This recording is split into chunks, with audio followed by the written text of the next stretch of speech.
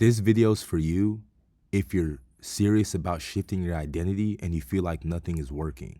This video's for you if identity shifting is something that is huge when it comes to your self-improvement. This is Mekus with the Continence Club. Don't forget to like, share, and subscribe. In this video, I'm going to be specifically explaining to you about how to attract your desires and shift your identity, especially again when nothing is working. You've watched the videos, you've read the books, you've listened to the podcasts, you've written goals, you've created the vision boards, you tried affirmations, habits, routines, you tried that new diet, and yet somehow you still feel like the same person. You feel stuck. Groundhog Day, every single day. It's like you're doing the same thing every single day and your current situation isn't changing. You're trying some new things and you fall back into the bad habits, self-sabotage, whatever that might look like for you. And it's so frustrating, and it's not your fault because part of you knows you're capable of more. And that's exactly why I'm here, because no matter how hard you try, the shift never seems to stick. Trust me, I totally understand from my personal life. I've been in times where I would try to quote unquote manifest things, and I would sit around and try all these new different things, but I found that I wasn't able to fully make shifts in my life in certain periods because I had internal blocks, because my identity wasn't in alignment with who it is that I was trying to become. You try to change your identity by changing what you do. You keep changing the external things, but identity is not built through information alone. It's not built through all of these habits and affirmations and written goals and vision boards. It's built through evidence. Now, let me demonstrate a little further what I mean by this. You can tell yourself, I shifted my identity all day long, affirmations and all this stuff, but if your mind has years of evidence, right, years of experience saying otherwise, which one do you think it believes, the words or the evidence? And I know this for a fact because I probably talked to you already one-on-one, and one thing I know is that a lot of internal blockages that you see when it comes to your identity shifting process has stemmed from childhood experiences, things that happened earlier in life that pretty much identified you as the person that you are today. And I know this is where you get stuck. You are trying to think your way into a new identity instead of demonstrating your way into one. And that's why I talk about chasing characters and not goals, because when you chase characters, you automatically attract the things that that character can withhold into your life. That's how the desires start to come whenever you're somebody who's worthy of having it. You're somebody who is on that mental frequency of having it. Your subconscious doesn't care about what you wish were true. It's easy to wish. Matter of fact, I've been wishing my whole life and things never seem to change. It cares about what you've repeatedly proven to yourself. That's what your subconscious cares about. Emotionally proving to yourself, visualizing, thinking to yourself who it is that you want to be, and demonstrating that through the way that you carry yourself and embody yourself and prove things to yourself. Because you have to remember, right? You're that projector. You think you're the movie, the external part, but really you're the projector. Everything starts with you. So that goes into anything that you want to see in your life. And it doesn't have to be materialistic, right?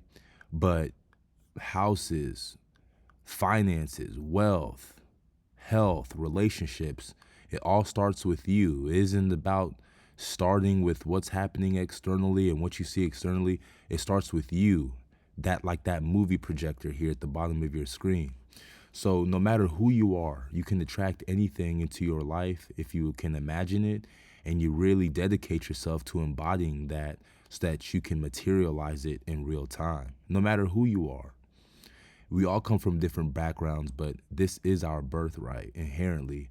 Maybe you're an entrepreneur. You know the next move. You know the content that needs to go out. You know the calls that need to be made. You know the offer needs to improve. Whatever it is, you keep hesitating. You keep procrastinating. You keep telling yourself you're going to start tomorrow. Why? Why is this? It's because deep down, you still identify as the person trying to become successful.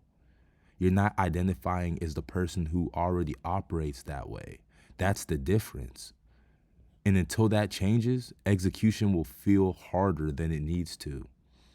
It's all about your perception and how you look at things.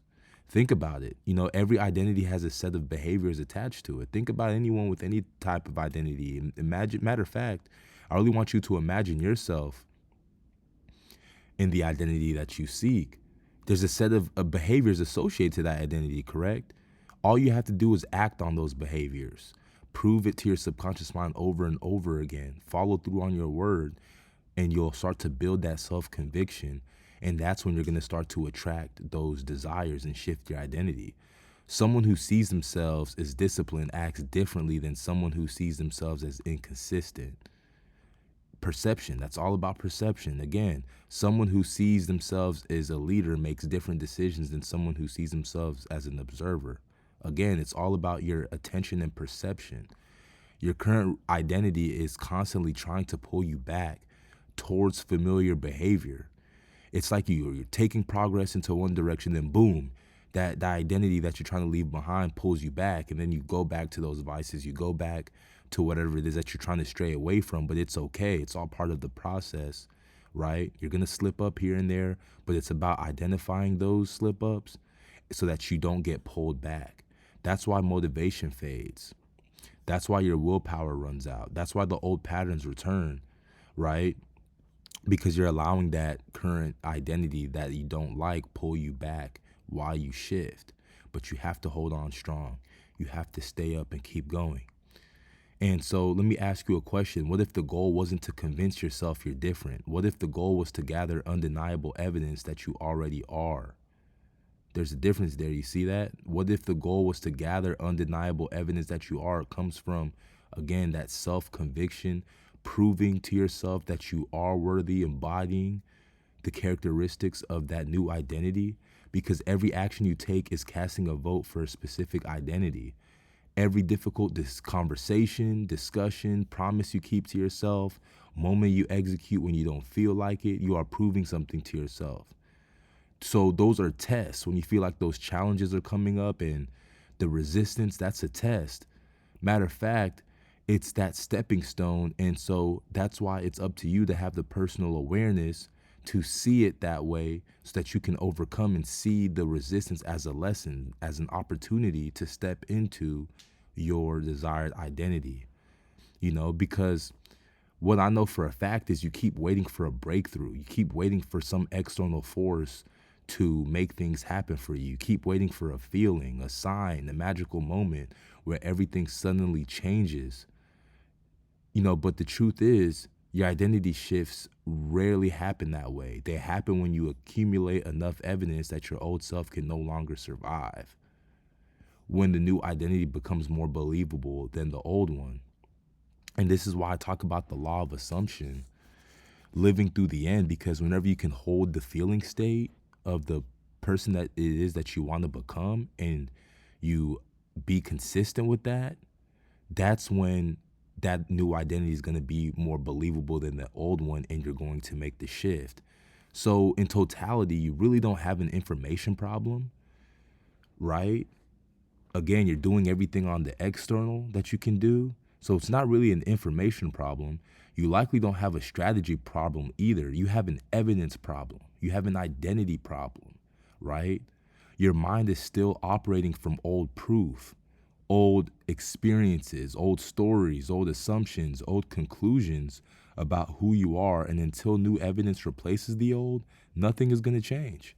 So you can keep wishing and sitting around, but I'm here to break the news to you that that's not going to get you anywhere. You really have to embody this life. And this is what makes you different from everybody else in your workplace, in your city, in your life. It's isolating. Trust me, I know. Whenever you feel like there isn't anyone that's ambitious as you or that really understands the importance of evolution in order to move past and, you know, conquer your mind and conquer, you know, the world, conquer this realm, right? This three-dimensional world that we live in. If someone followed you around for the next 30 days, would they gather evidence that supports the identity you want?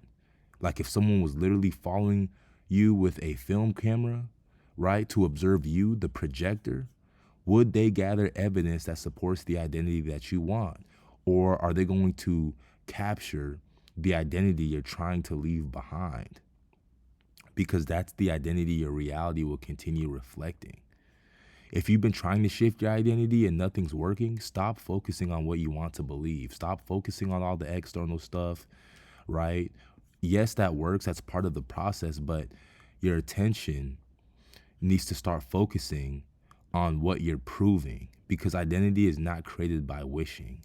It's created by demonstration. Yes. Identity is not created by wishing.